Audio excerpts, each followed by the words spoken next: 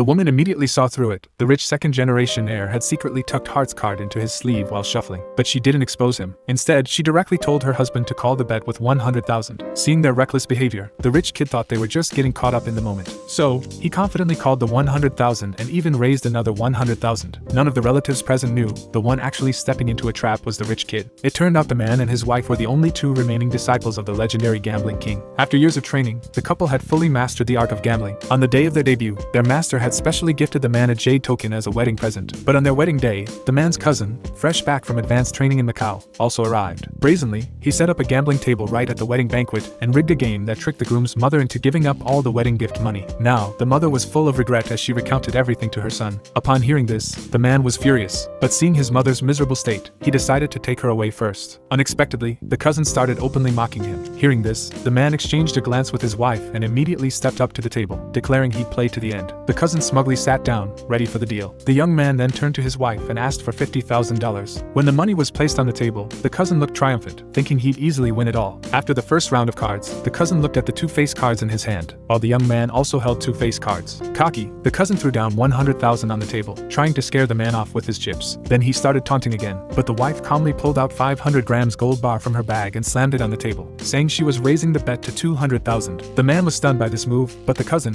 thrilled by the challenge, immediately pushed all his winnings back onto the table. Seeing the high-stakes game, the man's mother asked the cousin to stop, or they are going to be ruined, but the cousin refused, revealing that he doesn't care what happens to them. He even stated that he will have his sister-in-law keep in company at night if he wins, and this angered the man. The cousin sensed his anger and continued to provoke him, saying smugly that if the man could win then he would kneel down and apologize. Of course, the man agreed. In the next round, the man's hand formed a straight flush, but the missing 9 of hearts had indeed landed in the cousin's hand. This made him feel certain of victory. The man searched himself and could only scrape together a few dollars. Seeing this, the cousin swept up the 280,000 on the table and raised again with his gold ring, bringing his total bet to 300,000. The man trembled all over. Then he showed a look of frustration, as if admitting defeat, but he was actually trembling with excitement. Trying to push him further, the cousin kindly suggested he could use his family's old house as collateral. But the mother, hearing this, desperately tried to stop him. Still, the cousin, seeing that the man refused to bet the old property, began reaching for the chips, intending to collect them all. Just then, the wife suddenly stood up and handed the man the deed to their newly purchased wedding house. The man placed it on the table, an $800,000 property. This shocked all the relatives,